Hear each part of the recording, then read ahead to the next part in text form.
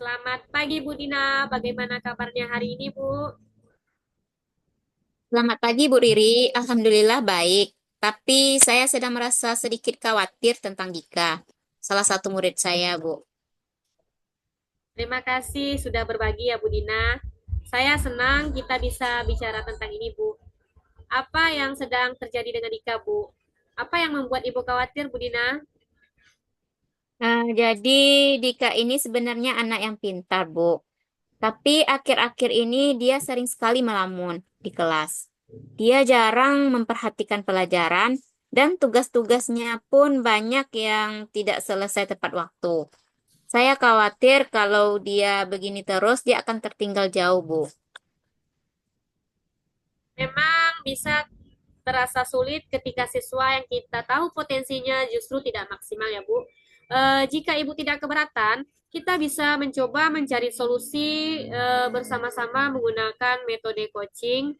Kita mulai dengan mencoba memahami tujuan yang ingin Ibu capai. Apakah Ibu siap untuk itu, Bu? Tentu Bu Riri, saya siap. Baik, Bu Dina. Untuk memulai, mari kita bicara tentang tujuan. Apa yang Ibu capai dalam situasi dengan nikah ini, Bu? Bagaimana Ibu melihat perubahan yang ingin terjadi? Saya ingin Dika bisa lebih fokus di kelas. Saya ingin dia aktif lagi, mengikuti pelajaran dengan baik, dan menyelesaikan tugas-tugasnya tepat waktu, Bu. Saya percaya kalau dia bisa fokus lagi, nilai-nilainya akan kembali membaik. Jadi tujuan Ibu adalah meningkatkan fokus dan keterlibatan Dika di kelas ya Bu, sehingga nantinya dia bisa kembali mencapai prestasi yang lebih baik. Apakah itu sudah sesuai dengan yang Ibu bayangkan, Bu? Ya, betul sekali, Bu. Itu harapan saya. Baik, Bu Dina. Sekarang mari kita coba identifikasi beberapa hal yang mungkin bisa membantu kita mencapai tujuan ini. Pertama, menurut Ibu, apa ukuran keberhasilan dari perubahan ini? Bagaimana kita tahu bahwa Dika sudah lebih fokus dan terlibat di kelas, Bu? Mungkin kalau dia mulai memperhatikan pelajaran, tidak lagi sering melamun, saya juga ingin melihat dia lebih aktif menjawab pertanyaan dan menyelesaikan tugas dengan baik. Jika dia bisa melakukan itu, saya rasa itu tanda keberhasilan, Bu.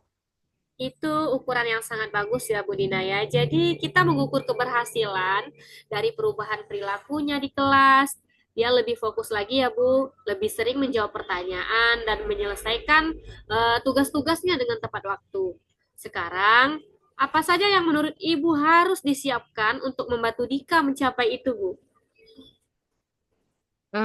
Saya rasa saya perlu mencari tahu dulu penyebab mengapa Dika ini sering melamun, Bu. Mungkin ada masalah dia di luar kelas yang mempengaruhi fokusnya. Saya juga berpikir untuk membuat kelas menjadi lebih interaktif agar Dika ini lebih tertarik untuk belajar, Bu. Pendekatan yang sangat baik ya Bu Dina ya, memahami penyebab di balik sikapnya dan mendorong cara baru dalam mengajar bisa membantu. Apa Ibu sudah memiliki sesuatu yang dapat mendukung rencana ini? Atau yang sudah Ibu coba sebelumnya? Sejauh ini saya sudah mencoba berbicara dengannya secara pribadi, Bu. Menanyakan apakah dia ada masalah, tapi dia tidak berbicara banyak, Bu. Saya juga mencoba untuk memberi dia tugas yang lebih sederhana, tapi tetap saja dia tidak tertarik. Saya sangat mengerti Bu.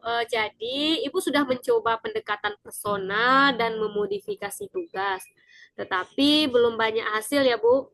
Dukungan lain apa yang Ibu kira mungkin diperlukan untuk lebih membantu Dika?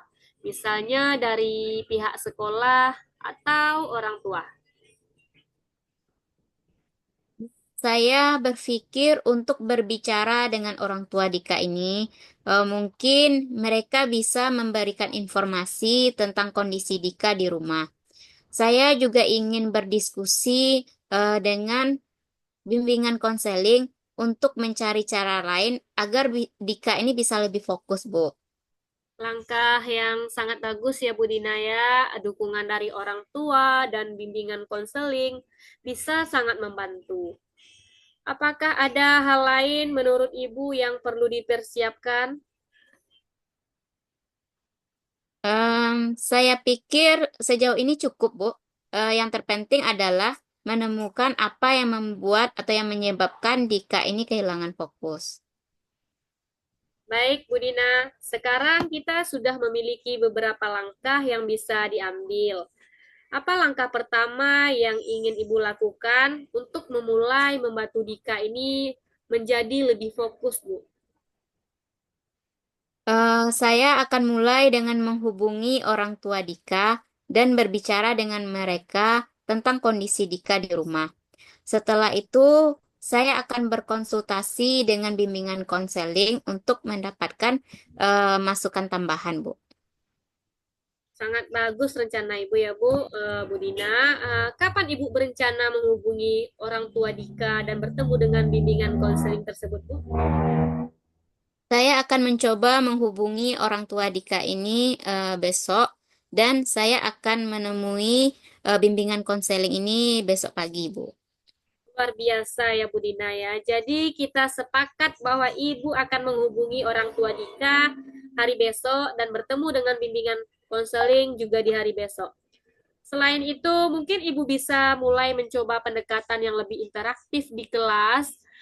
Bagaimana kalau kita bertemu lagi minggu depan, Bu, untuk melihat perkembangan dan hasil dari langkah-langkah ini, Bu? Ya, setuju Bu Riri. Saya akan mencoba langkah-langkah ini dan kita akan membahasnya minggu depan, Bu. Saya sangat senang mendengar itu, Bu Dina. Semoga semuanya berjalan dengan lancar ya, Bu. Dan kita bisa melihat perubahan positif dari si Dika ini, Bu. Sampai bertemu minggu depan ya, Bu. Dan semangat untuk langkah-langkah yang sudah Ibu rencanakan, Bu. Terima kasih, Bu Dina. Ya, sama-sama Bu Riri.